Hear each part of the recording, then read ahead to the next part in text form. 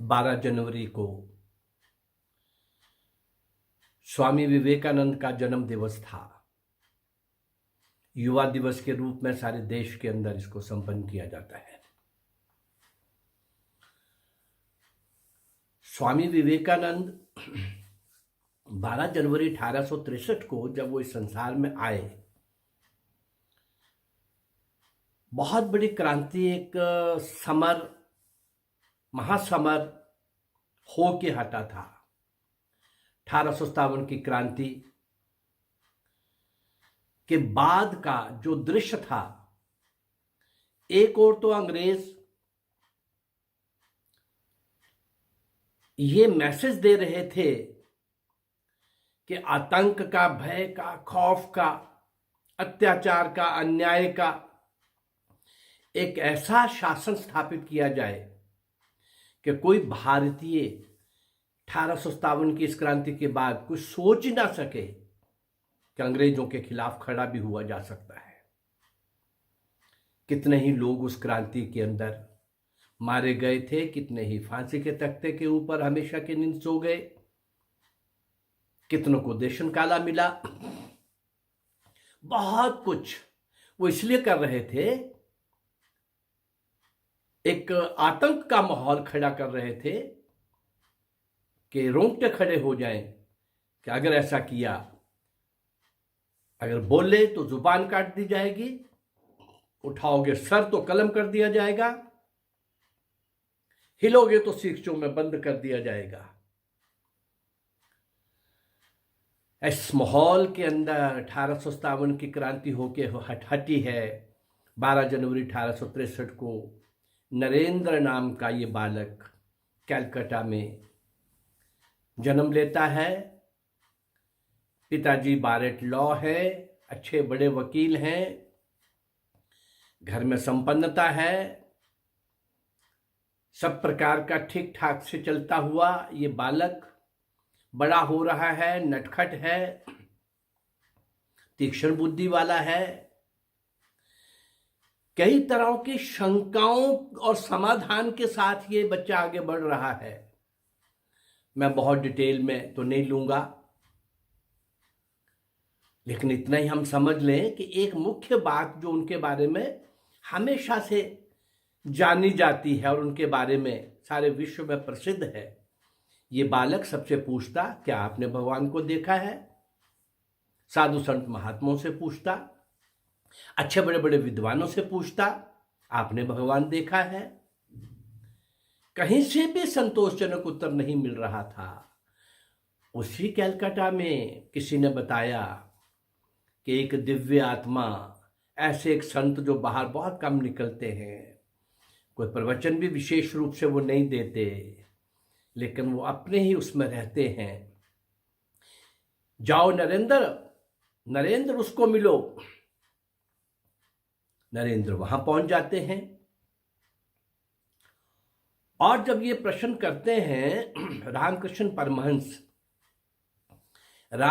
परमहंस वो दिव्य आत्मा जो सांसारिक बातों से दूर और लोगों के सामने कोई बहुत ज्यादा नहीं आते हैं, जैसे ही एंटर किया तो उस दिव्य आत्मा स्वामी रामकृष्ण परमहंस के मुंह से निकलता है, आओ नरेंद्र। वो हैरान कि मेरा नाम इनको कैसे पता? आओ, मैं तुम्हारी प्रतीक्षा कर रहा था।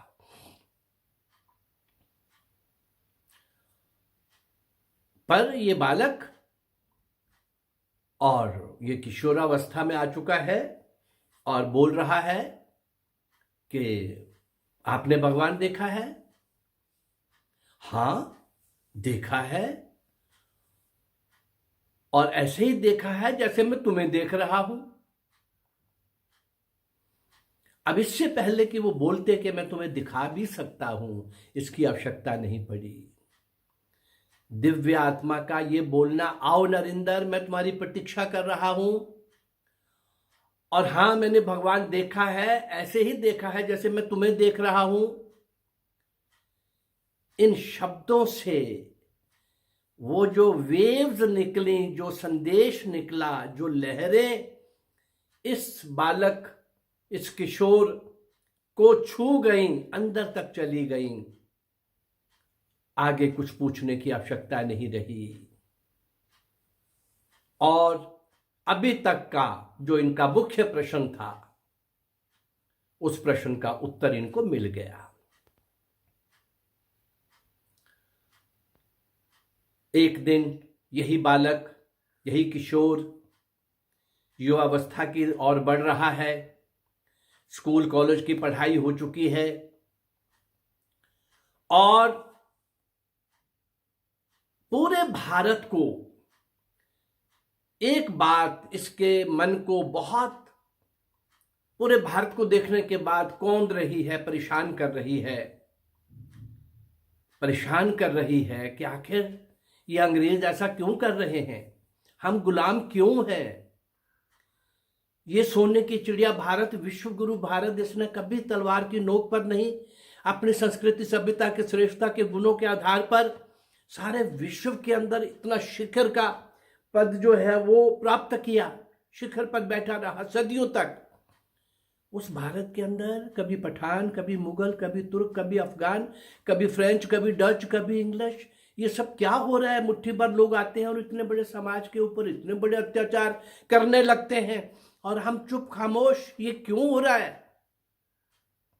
इस तरह के प्रश्नों से आगे बढ़ता हुआ, और अब रामकृष्ण परमहंस से मिलने के बाद, लेकिन एक दिन ये नरेंद्र खड़े हैं रामकृष्ण परमहंस के सामने और कहते हैं, महाराज मुझे वो समाधि की वो अंतिम अवस्था जो है, वो जो चरम अवस्था है, शिखर अवस्था है, उसके जरा दर्शन करा दीजिए, उसके बारे में कुछ सिखा दीजिए, बतला दीजिए। स्वामी रामकृष्ण परमहंस ये सुनने के बाद यूं टेढ़ा होके देखते हैं, घूर कर स्वामी नरेंद्र की तरफ। नरेंद्र, छी, तुम इस बात के लिए संसार में नहीं आए। अब ये दो दिव्य आत्माओं का ही मेल हो रहा था, वो प्रतीक्षा कर रहे हैं नरेंद्र की। नरेंद्र को उनसे मिलने के बाद एक अंदर से दिव्य चेतना का निर्माण हुआ है, वो कुछ बोल नहीं पा रहे। अब कई जन्मों की अध्यात्म की पूंजी लिए वो तो आए ही थे, और इस बार भी वो वैसा ही शायद मोक्ष की ओर बढ़ना चाहते थे। परंतु ये जो प्रश्न उभर रहे थे स्कूल कॉलेज में, जो उन्होंने अंग्रेजों का अत्याचार देखा था, पक्षपात देखा था, तानाशाही देखी थी, और सहमे सहमे भारतीयों के डरे डरे चेहरे देखे थे, वो सब भी तो साथ चल रहा था। और जब उस दिव्य आत्मा रामकृष्ण परमहंस ने कहा, नरेंद्र तुम इस बात के लिए संसार में नहीं आए, जाओ भारत की यात्रा करो, भारत को समझो, भारत मां को तुम्हारी आवश्यकता है, भारत मां को ही नहीं सारे विश्व को तुम्हारे द्वारा नियति ने कुछ संदेश दिलवाना है। इस समाधि के चक्कर से निकलो।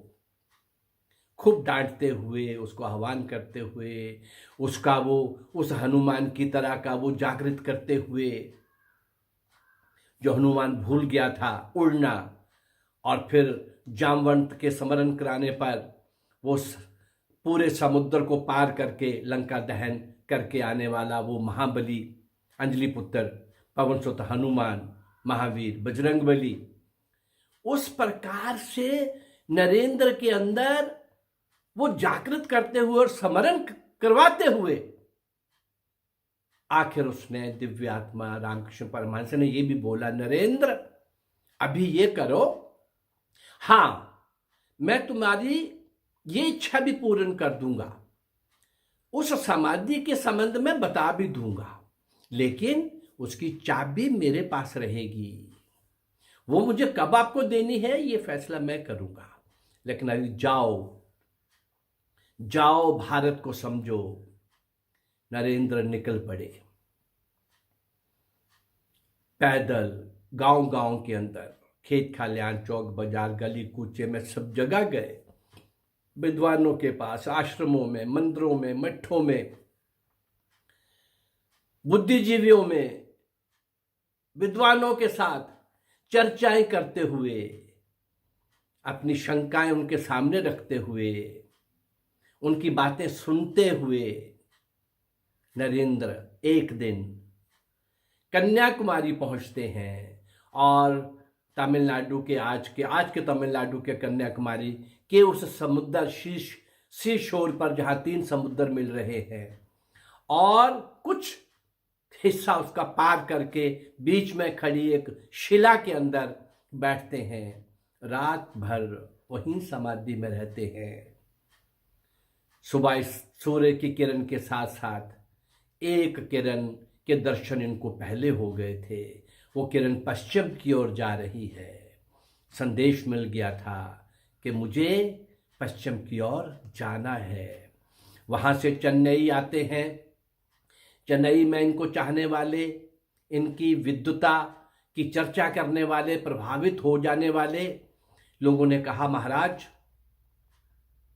महाराज अमेरिका के शिकागो नाम के स्थान पर एक बहुत बड़ी अंतर्राष्ट्रीय धर्म महासभा होने वाली है। उसके लिए आप तैयार हो जाइए। मैं उस डिटेल में नहीं जा रहा, ये चल पड़े। वो जुलाई में होनी थी।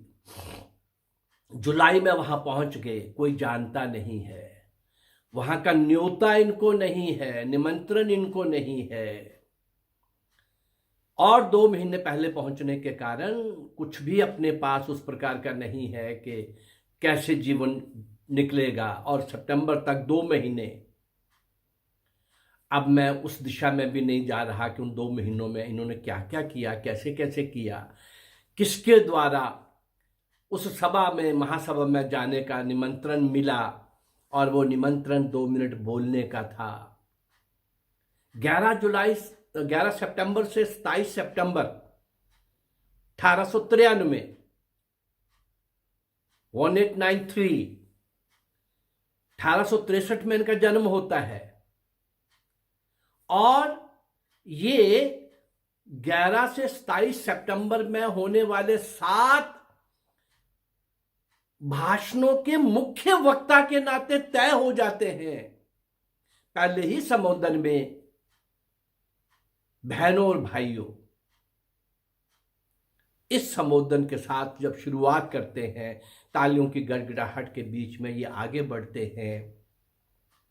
भारतीय संस्कृति, सभ्यता और भारत दर्शन, गीता, महाभारत, रामायण, वेद, उपनिषद, पुराण के सार गीता को जिस ढंग से ये सबके सामने, सारे विश्व के सामने अलग अलग लेक्चर के अंदर रखते चले जाते हैं। विश्व गुरु भारत के संबंध में, भारतीय संस्कृति सभ्यता के संबंध में, धर्म के संबंध में, आचार व्यवहार के संबंध में, और धरती पर सर्वश्रेष्ठ इस दर्शन के संबंध में अलग अलग भाषणों में अलग अलग विषयों पर बोलते हुए, मानवता के लिए, धर्म और मत के लिए कई तरह की परिभाषाएं करते हुए ये आगे बढ़ते हुए 27 सितंबर के अंतिम भाषण में जब वो वहां से निकलते हैं, पूरे भारत की संस्कृति सभ्यता की पताका फहराने के बाद 12 यूरोपियन कंट्रीज के अंदर इनको निमंत्रण मिलते हैं, वहां जाते हैं। उसके बाद ये भारत आ रहे हैं। मैं संक्षेप में अब ले रहा हूं। भारत आते हैं तो शिप से उतरते ही समुद्र के किनारे बिछी रेत में लोटपोट होने लगते हैं। और जो स्वागत के लिए आए हुए लोग हैं वो पूछते हैं, महाराज ये आप क्या कर रहे हैं? अरे क्या कर रहा हूं, भारत मां की गोद में खेल रहा हूं। बहुत देर के बाद आया हूं। थोड़ा सा गंभीर हो गए और बोले, मैं जब गया था तो ये भारत मां मेरे लिए श्रद्धेय थी, आदरणीय थी, परंतु अब इतना सारा विश्व घूमने के बाद और आने के बाद, यहां पांव रखने के बाद मुझे ऐसा लग रहा है कि ये भारत मां मेरे लिए पूज्य है। इसी भारत के द्वारा विश्व कल्याण पहले भी हुआ है, इसी भारत के द्वारा विश्व कल्याण अब भी होगा। इस मिशन के साथ स्वामी विवेकानंद, ये एक लंबी यात्रा है, उनको स्वामी विवेकानंद का नाम कहाँ किसने दिया, किस किस राजा महाराजा को वो यहाँ भी मिले, किस किस ने कैसा कैसा सहयोग किया, ये एक अलग विषय है। लेकिन वो भारत में आने के बाद वो बड़े क्लियर थे, स्पष्ट थे विजन में और अपने मिशन में कि मुझे क्या करना है। रामकृष्ण मठ और रामकृष्ण मिशन, इन दो संस्थाओं का निर्माण करते हुए युवाओं को साधु संत महात्मा बनने की प्रेरणा देते हुए, और जो बन गए हैं उनको ठीक दिशा में शिक्षित करते हुए, और इस प्रकार अपने भारत के अंदर आई हुई कमियों को वो ध्यान देना चाहते थे। आते ही उन्होंने एक बात कही कि भारत विदेशी सेनाओं से हारकर गुलाम नहीं हुआ। भारत अगर गुलाम हुआ तो अपने ही गद्दारों के कारण। और इस प्रकार देश के अंदर देशभक्ति का अभाव देख रहे थे। अभी भी बहुत कुछ बचा हुआ था इस देश के अंदर। नालंदा तक्षशिला के साथ सब कुछ बह नहीं गया था। नालंदा तक्षशिला को जलाने के बाद, गजनी गौरी के, औरंगजेब के अत्याचारों के बाद, ऐसे अनेक आघातों और प्रतिघातों के बाद भी बहुत कुछ बचा हुआ है। मुझे समेटना है, इसको ठीक करना है। दुखी थे वो इस देश की जात पात की इस अवस्था पर, जो छूत अछूत के चक्कर में उलझ गई थी। सब जगह बोलते, अरे अछूत तो हमारे शास्त्रों में कहीं ये शब्द ही नहीं आया। कीड़ी मकोड़ी को, चींटी को खिला के खाने वाला ये समाज, पशु पक्षी को दे के खाने वाला ये समाज, सेवा से बड़ी भक्ति कोई नहीं, परमार्थ से बड़ा पुण्य कोई नहीं। एक किसान भी इस बात को अच्छी तरह से जानता है। ऐसा समाज ये कैसे अपने अपने सिमट गया और अपने अपने ही घेरे में घिर गया। विदेशी आते गए और वो कहां से कहां पहुंच जाते रहे। सिंध पार करके सोमनाथ मंदिर तक पहुंच जाते रहे। खेत में हल चलता रहा, संत प्रवचन देता रहा, कर्मकांड होता रहा, निजी वीरता की कहानियां खूब चलती रहीं। लेकिन भारत मां कटती भी रही, लुटती भी रही, कराहती रही, पीड़ा से सिसकियां भी लेती रही। और भारत मां का ये पुत्र रूप समाज अनसुनी करता रहा, अनदेखी करता रहा। मुझे इसको पहले ठीक करना है। अपने भारत के अंदर आई हुई कुरीतियों पर बोलते हुए, उनको ठीक करते हुए, हर क्षेत्र, हर वर्ग के लोगों को प्रेरित किया, आह्वान किया। नौजवानों के लिए संदेश देते हुए क्या कहा? अरे पढ़ लेंगे गीता। गीता पहले भी पढ़ी जा रही है, आगे भी पढ़ी जाएगी, वो अमर है, वो संदेश है।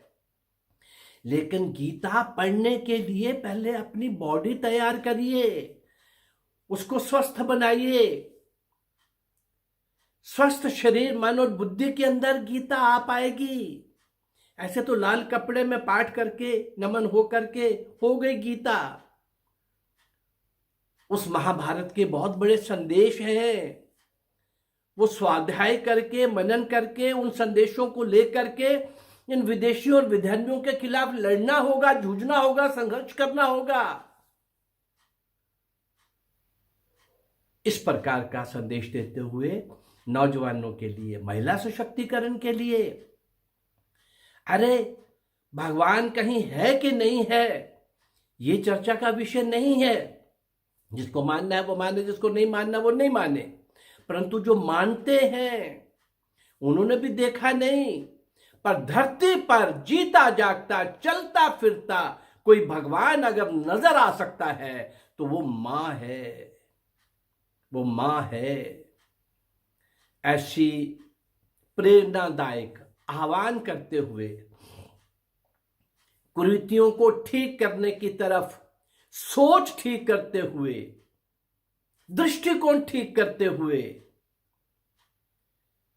स्वामी जी आगे बढ़ रहे थे।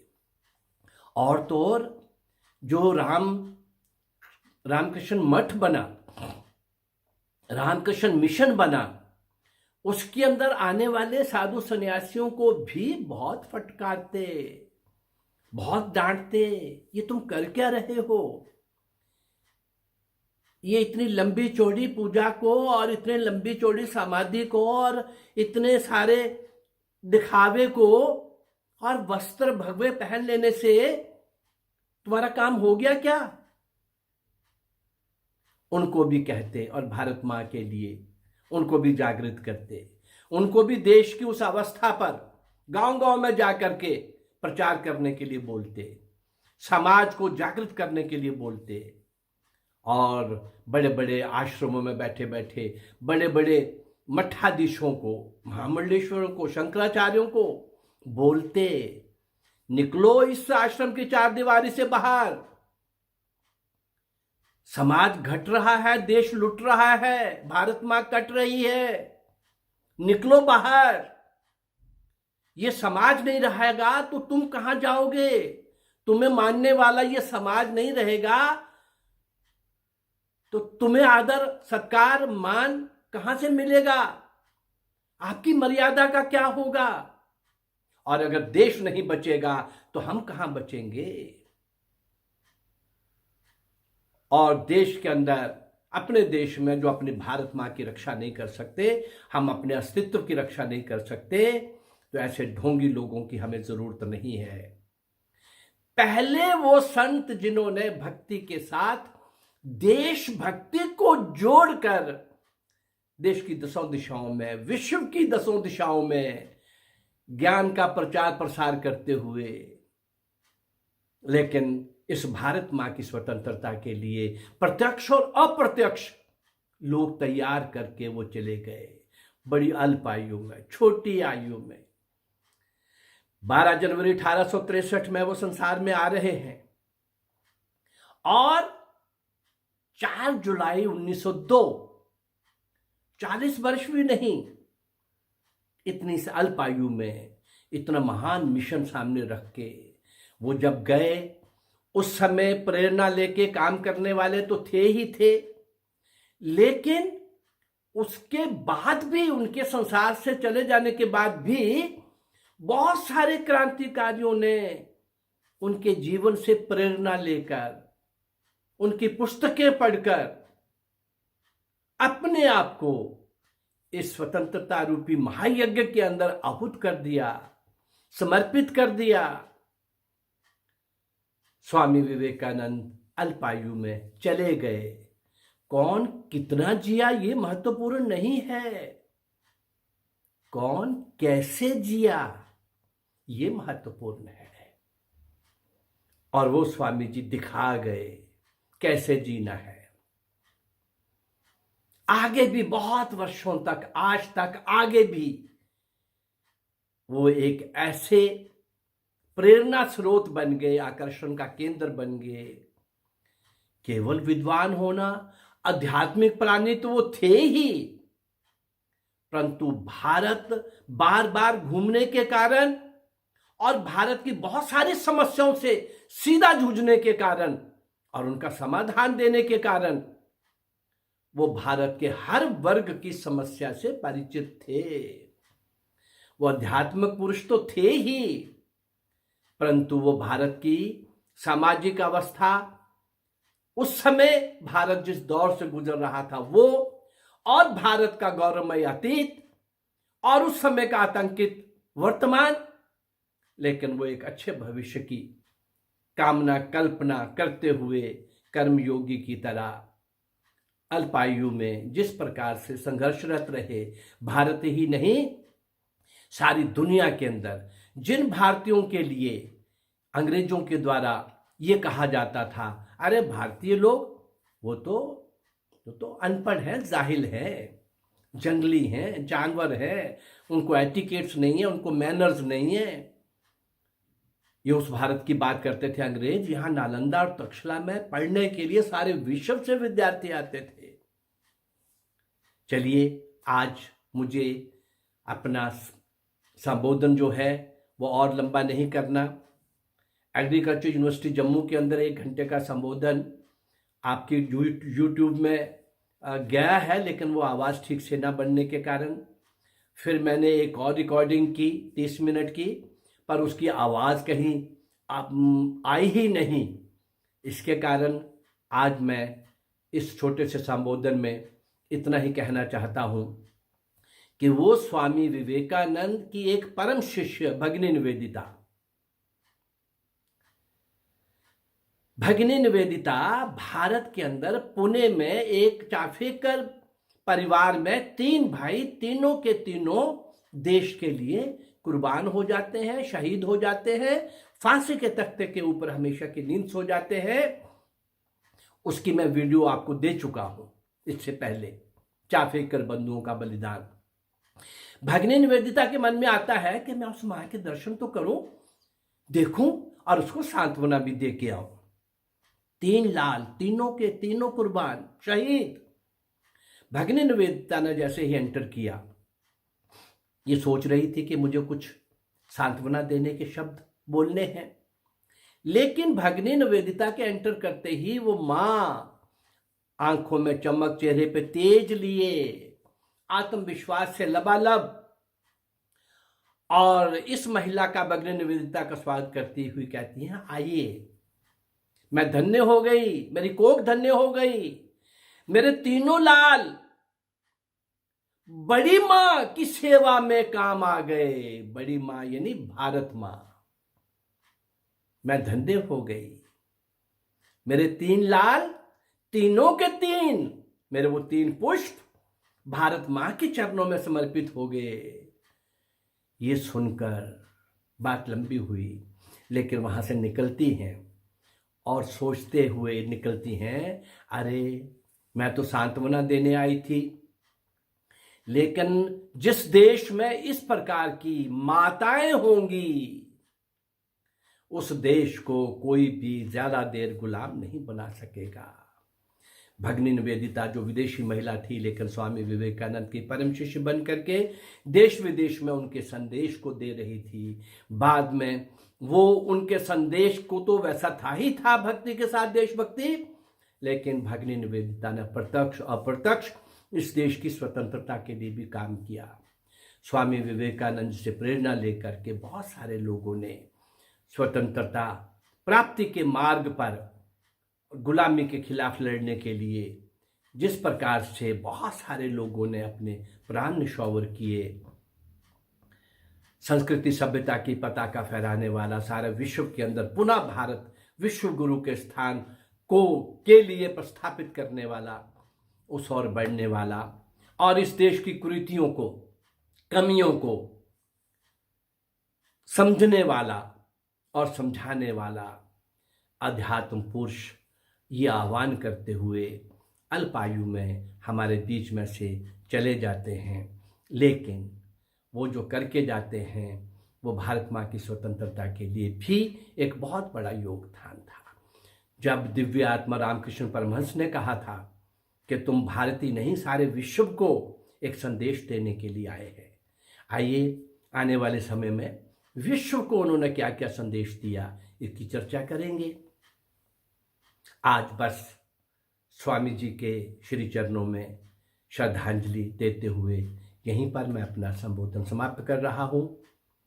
अगर ये 1857 से 1947 वीर मंगल पांडे से सुभाष चंद्र बोस, और वैसे तो राजा दाहिर से सुभाष चंद्र बोस तक के अज्ञात असंख्य जिन क्रांतिकारियों को, साधु संत महात्माओं को मैं आपके समक्ष लाने जा रहा हूं, जिनको इतिहास में कोई स्थान नहीं मिला।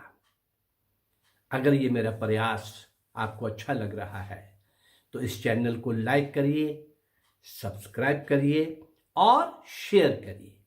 धन्यवाद। नमस्कार।